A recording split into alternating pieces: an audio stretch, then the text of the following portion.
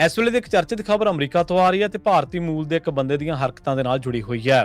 ਇਸ ਖਬਰ ਦੇ ਮੁਤਾਬਕ ਭਾਰਤੀ ਮੂਲ ਦੇ ਇੱਕ ਬੰਦੇ ਨੇ ਅਮਰੀਕਾ ਦੇ ਵਿੱਚ ਜਦੋਂ 에ਅਰ ਟਰੈਵਲ ਕੀਤਾ ਤਾਂ ਇਸੇ ਦਰਮਿਆਨ ਉਸ ਨੇ ਆਪਣੀ ਸਹਿ ਯਾਤਰੀ ਨੂੰ ਗਲਤ ਤਰੀਕੇ ਨਾਲ ਛੋਹਿਆ, ਉਹਨੂੰ ਤੰਗ ਪਰੇਸ਼ਾਨ ਕੀਤਾ। 38 ਸਾਲਾ ਵਰਨ ਅਰੋੜਾ ਜਿਹੜਾ ਕਿ ਇਸ ਮਾਮਲੇ ਦੇ ਵਿੱਚ ਜੇਕਰ ਦੋਸ਼ੀ ਕਰਾਰ ਦੇ ਦਿੱਤਾ ਜਾਂਦਾ ਤਾਂ ਉਸ ਨੂੰ ਇਸ ਮਾਮਲੇ ਦੇ ਵਿੱਚ 2 ਸਾਲਾਂ ਦੀ ਕੈਦ ਹੋ ਸਕਦੀ ਹੈ।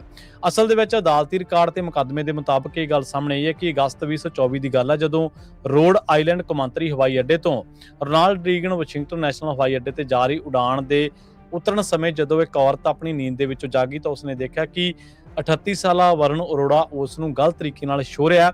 ਉਸਨੇ ਵਾਰ-ਵਾਰ ਉਸ ਨੂੰ ਰੋਕਣ ਦੀ ਕੋਸ਼ਿਸ਼ ਕੀਤੀ ਪਰ ਅਰੋੜੇ ਨੇ ਮਾਸਕ ਪਹਿਨਿਆ ਹੋਇਆ ਸੀ ਤੇ ਸੌਣ ਦਾ ਉਹ ਨਾਟਕ ਕਰ ਰਿਹਾ ਸੀਗਾ।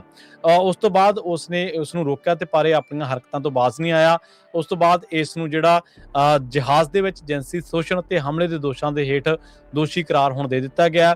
ਇਸ ਮਾਮਲੇ ਦੀ ਸੁਣਵਾਈ ਦੇ ਦੌਰਾਨ ਉਸਨੇ ਆਪਣੇ ਆਪ ਨੂੰ ਬੇਗੁਨਾਹ ਵੀ ਦੱਸਿਆ, ਪਰ ਜੇਕਰ ਉਹ ਦੋਸ਼ੀ ਹੋਇਆ ਇਸ ਮਾਮਲੇ ਦੇ ਵਿੱਚ ਤਾਂ ਉਸ ਨੂੰ 2 ਸਾਲ ਅਮਰੀਕਾ ਦੀ ਜੇਲ੍ਹ ਦੇ ਵਿੱਚ ਬਿਤਾਉਣੇ ਪੈਣਗੇ। ਉਹ ਬਿਨਾਂ ਕਿਸੇ ਦਸਤਾਵੇਜ਼ ਦੇ ਅਮਰੀਕਾ ਦੇ ਵਿੱਚ ਰਹਿ ਰਿਹਾ ਹੈ। ਦਸਤਾਵੇਜ਼ਾਂ ਤੋਂ ਪਤਾ ਲੱਗਾ ਕਿ ਉਹਦੇ ਕੋਲ ਅਮਰੀਕਾ ਦੇ ਵਿੱਚ ਰਹਿਣ ਦਾ ਕੋਈ ਪ੍ਰਮਾਣਿਕ ਪੱਤਰ ਜਾਂ ਕੋਈ ਰਿਕਾਰਡ ਜਾਂ ਕੋਈ ਲੀਗਲ ਦਸਤਾਵੇਜ਼ ਉਹਦੇ ਕੋਲੇ ਨਹੀਂ ਹੈ।